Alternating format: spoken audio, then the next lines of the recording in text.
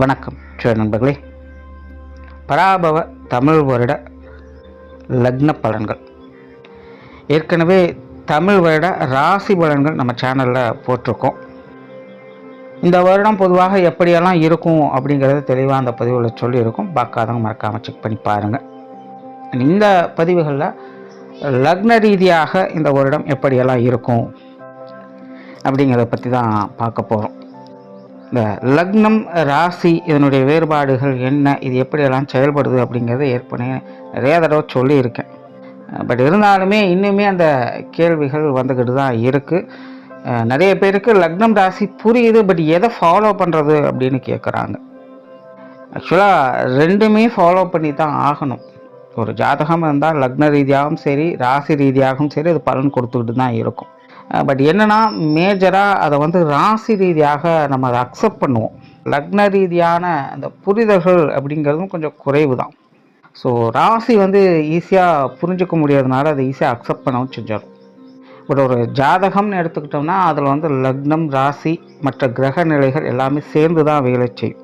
அதனால் லக்னம் ஃபாலோ பண்ணுமா ராசி ஃபாலோ பண்ணுமா அப்படின்னு குழப்பலாம் வேண்டாம். ரெண்டையுமே ஃபாலோ பண்ணுங்கள். ரெண்டில் இருக்கக்கூடிய விஷயங்கள் கம்பைன் பண்ணி பாருங்கள். உங்களுடைய நிலை எப்படி இருக்கும் அப்படிங்கிறது உங்களுக்கு கிளியராக புரிஞ்சிடும். ஸோ இந்த பதிவில் இந்த தமிழ் வருடம் லக்ன ரீதியாக எப்படி இருக்கும் அப்படிங்கிறத பற்றி தான் பார்க்க போகிறோம். மேற்கொண்டு பதிவை பார்க்கறதுக்கு முன்னாடி சேனலை சப்ஸ்கிரைப் பண்ணலைன்னா சப்ஸ்கிரைப் பண்ணிக்கோங்க. வீடியோ பிடிச்சிருந்தனா லைக் பண்ணுங்கள், மற்றவங்களுக்கும் ஷேர் பண்ணுங்கள். இன்னொரு விஷயம், இந்த லக்ன பலன்கள் அப்படிங்கும்போது அங்கே கண்டிப்பாக பாசிட்டிவ் அண்ட் நெகட்டிவ் ரெண்டுமே கலந்த நிலைகள் தான் இருக்கும். அது எந்தெந்த விஷயங்களில் பாசிட்டிவாக இருக்குது, எந்தெந்த விஷயங்களில் நெகட்டிவாக இருக்குது அப்படிங்கிறத இண்டிகேட் பண்ணுறது தான் இந்த லக்னம். அதனால் இந்த ராசி பலன்கள் சொல்கிற மாதிரி எல்லாமே ஆகோ ஓஹோ அப்படின்னு லக்னத்துக்கு சொல்லவே முடியாது. ஸோ இது எதெல்லாம் நமக்கு சாதகமாக இருக்க போகுது, எதெல்லாம் நமக்கு பாதகமாக இருக்க போகுது அப்படிங்கிற விஷயங்களை தெரிஞ்சுக்கிறதுக்காக தான் இந்த லக்ன பலன்களே. ஸோ அதை மனசில் வச்சுட்டு மேற்கொண்ட பதிவுகளை பார்க்கலாம். மிதுன லக்னம். மிதுன லக்னத்திற்கு இந்த பராபவ தமிழ் வருடம் ஒரு சுமூகமான வருடமாகவே இருக்கும். இங்கே லக்ன ரீதியாக பார்க்கும்பொழுது கிரக நிலைகள் ரொம்ப பாசிட்டிவாகவும் இல்லை, அதே நேரம் ரொம்ப நெகட்டிவாகவும் இல்லை. ஸோ இந்த மாதிரி கிரகங்களுடைய தாக்கங்கள் பெரிய அளவில் இல்லை அப்படின்னாலும் அதுவும் நல்ல விஷயங்களை கொண்டு சேர்க்கும். ஸோ அப்படியே இந்த மிதுன லக்னத்திற்கு இந்த தமிழ் வருடம் ஒரு சுமூகமான வருடமாகவே இருக்கும். பட் கிரகங்களுடைய வலிமை பெருசாக இல்லை அப்படின்னா பெருசாக மாற்றம் அப்படிங்கிறது எதுவும் இருக்காது. ஆல்ரெடி செஞ்சிட்ருக்கிற வேலைகள் இருக்கக்கூடிய விஷயங்கள் எல்லாமே ஒரு சுமூகமான நிலைகளுக்கு மாற்றலாம். வேலைகள் கொஞ்சம் ரிஸ்க்காக போயிட்டுருக்கு, மனசில் ரொம்ப குழப்பமாக இருக்குது, சரியான டெசிஷன் எடுக்க முடியல, நிறைய விஷயங்கள் இழுபறியாகவும் தடையாகவும் போய்கிட்டு இருக்குது அப்படின்னு சொல்லக்கூடிய விஷயங்கள் எல்லாமே ஒரு நல்ல நிலைகளுக்கு அது மாற்றம் பெற்றுட்டு வரும். மற்றபடி இது ஒரு பெரிய லெவலில் சேஞ்சஸை கொண்டு விட்டுடும் அப்படின்னு சொல்கிறதுக்கு இருக்காது. அதனால் இது ஒரு சுமூகமான வருடம் அப்படின்னு சொல்கிறேன். மிதுன லக்னக்காரங்க இந்த காலகட்டங்களில் கொஞ்சம் அளவுக்கு அதிகமாக பேசக்கூடிய திறன் என்பது அதிகரிக்கும். நார்மலாகவே இந்த மிதுனம் அப்படிங்கிறது நான் எப்போவுமே சொல்கிறது பேச்சுக்கு பேர் போன ஒரு ராசி லக்னம்.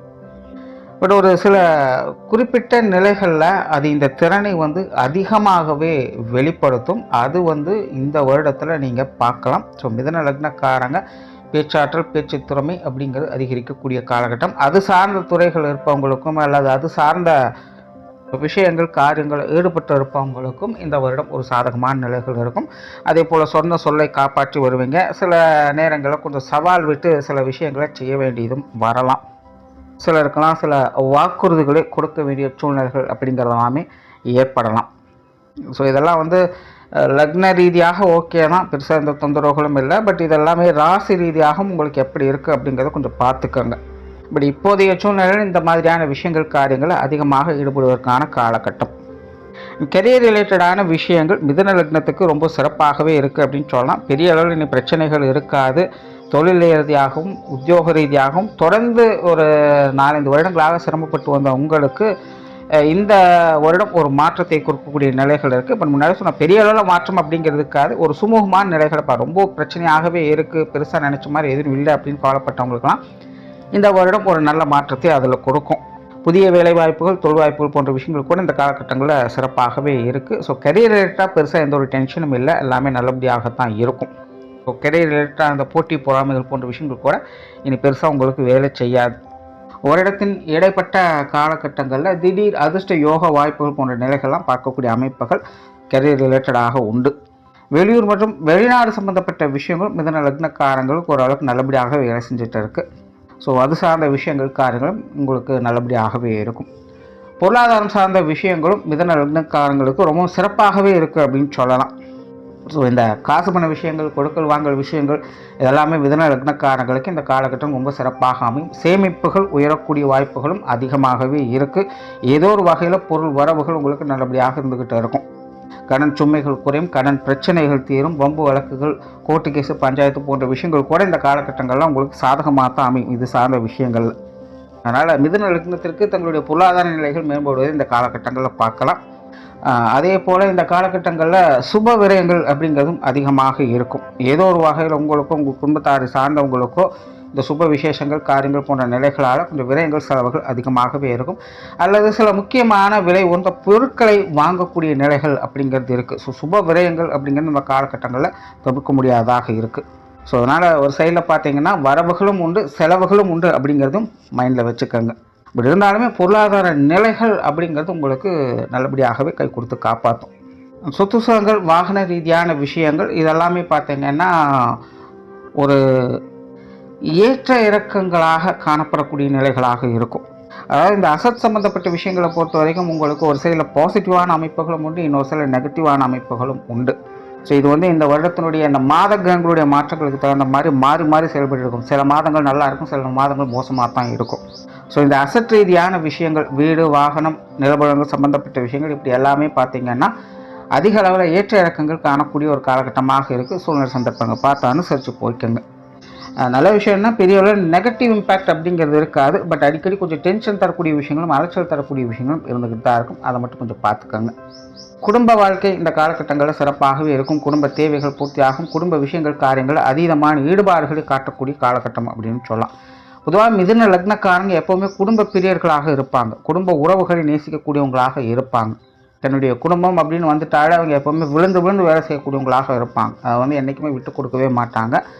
ஸோ இந்த தமிழ் வருடத்தில் மிதுன லக்னக்காரங்க குடும்ப விஷயங்கள், காரியங்களில் அளவுக்கு அதிகமாக ஈடுபடக்கூடிய அமைப்புகள் இருக்கும். நிறைய குடும்ப பொறுப்புகள் அவங்களுக்கு உருவாகும். அதே நேரம் அது எல்லாத்தையும் நல்ல முறையாக செய்து கொடுக்கக்கூடிய அமைப்புகள் அவங்களுக்கு உண்டு. ஸோ குடும்ப வாழ்க்கை திருப்திகரமாக இருக்கும். பட் இதெல்லாம் செய்கிறதுக்கான அந்த எஃபர்ட் அப்படிங்கிறது கொஞ்சம் அதிகமாக இருக்குது. அதனால் அடிக்கடி கொஞ்சம் சோர்வுகள் போன்ற நிலைகள் அப்படிங்கிறது இருக்கலாம். ஸோ இந்த எஃபர்ட் போடுற விஷயங்கள் மட்டும் அளவுக்கு அதிகமாக போகாத கொஞ்சம் பார்த்துக்கோங்க. மற்றபடி குடும்ப விஷயங்கள், குடும்ப காரியங்கள் எல்லாமே சிறப்பாகவே இருக்கும். குடும்ப தேவைகள் எல்லா வகையிலுமே பூர்த்தியாகும். குடும்ப உறவுகளுக்குள்ளேயும் ஒரு சுமூகமான நிலைகளை இந்த காலகட்டங்களில் பார்க்கலாம். இன்னும் சொல்லப்போனால் அந்த குடும்ப உறவுகள் அப்படிங்கிறது கொஞ்சம் பட்டும்படாமல் தொட்டும் தொடாமல் தான் இருப்பாங்க. அதாவது விஷயங்கள், காரியங்கள் எப்படி எல்லாத்தையும் சரி பண்ணிப்பீங்க. ஆனால் குடும்ப உறவுகள் நிலைகளில் இந்த அசட் விஷயங்களுக்கு சொன்னதே தான். சில காலங்களுக்கு நல்லாயிருக்கும், சில காலகட்டங்களுக்கு கொஞ்சம் பட்டுமுடாமல் தொட்டுமுடாமல் தான் செயல்பட்டு வருவாங்க. ஸோ சின்ன சின்ன சங்கடங்களை பெருசுபடுத்தாமல் இருங்க. முன்னாடியே சொன்ன மாதிரி அளவுக்கு அதிகமாக பேசக்கூடிய அமைப்புகளும் இருக்கிறதுனால தேவையில்லாத விஷயங்களை கொஞ்சம் அவாய்ட் பண்ணிக்கோங்க. இதுவே குடும்ப உறவுகளுக்குள்ளே பெருசாக சிக்கலாம் பார்த்துக்கலாம். பட் நல்ல விஷயம், பெரிய நெகட்டிவ் இம்பேக்ட் அப்படிங்கிறது கொடுக்க போகிறது இல்லை. சில நேரங்களில் கொஞ்சம் பட்டும்படாமல் இருப்பாங்க. அதை மட்டும் கொஞ்சம் அனுசரித்து போய்க்கோங்க. திருமண அமைப்புகள், புத்திரவாக்கிய அமைப்புகள் அளவான நிலைகளில் செயல்பட்டு இருக்குது. முயற்சிகளுக்கேற்ற நல்ல முன்னேற்றங்களை பார்க்கலாம். திருமண வாழ்க்கை, கணவன் மனைவி உறவுகள், காதல் சம்பந்தப்பட்ட விஷயங்கள் இதெல்லாமே கூட ஒரு அளவான நிலைகள்லேயே இருக்குது. கொஞ்சம் அனுசரிப்பு தன்மையோடையே இருக்கும் அப்படின்னு சொல்லலாம். பட் ஓவர் எக்ஸ்பெக்டேஷன் அப்படிங்கிறத மட்டும் கொஞ்சம் குறைச்சிக்கோங்க. அதாவது இவங்களுடைய விஷயங்களை எதையும் எடுத்தவங்க ஊற்றோன்னு செய்ய முடியாது. எல்லாமே கொஞ்சம் பொறுமையாக தான் போகும். நிதானமாக இவங்களுடைய காரியங்கள், விஷயங்களை செயல்பட்டு வந்தால் நன்மைகளை எதிர்பார்க்கலாம். உற்றார் உறவினர்கள், நண்பர்கள் சம்மந்தப்பட்ட விஷயங்கள் பெருசாக எந்த ஒரு டிஸ்டர்பன்ஸும் இல்லை. எல்லாமே ஓகே தான். ஏதாவது பிரச்சனைகள், எதிர்ப்புகள் வந்தாலுமே அதை எல்லாத்தையும் அமைதியாக கடந்து போகக்கூடிய நிலைகள் தான் இருக்குது. ஸோ உறவினர்கள், நண்பர்கள் வகையில் பெருசாக எந்த ஒரு பிரச்சனையும் இருக்காது. மாணவர்களுக்கு கல்வி, வித்தை சம்பந்தப்பட்ட விஷயங்கள் சாதகமாகவே இருக்குது. மாணவர்களுடைய தேவைகள் பூர்த்தியாகும்.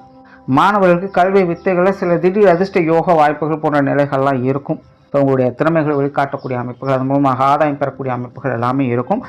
பட் போட்டி பந்தயங்கள் அப்படிங்கிறது கொஞ்சம் கூடுதலாகவே இருக்கும்.